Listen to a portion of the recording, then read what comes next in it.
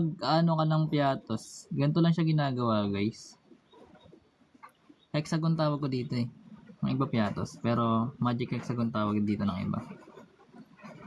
So, pero naturo ko lahat eh. Gawa ka lang ng tan, then sine, cosine, then cotangent, cosecant, then secant. So, lahat na nandito guys, lahat yan may cosine, cotangent, cosecant.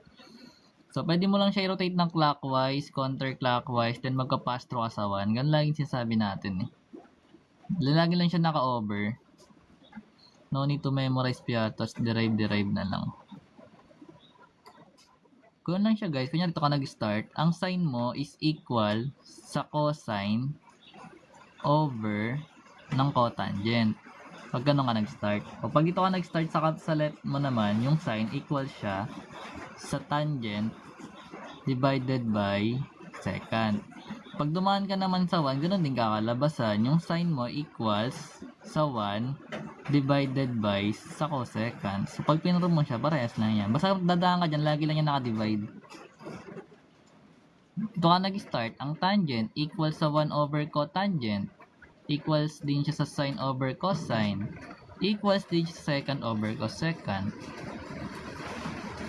Then yung isa naman guys, ganito siya ginagawa. Sa Pythagorean identity naman to, actually. Pero ganun pa rin yung nakalagay, naka-squared lang. Taas ng ulan na, taas ng hangin. Bagyo.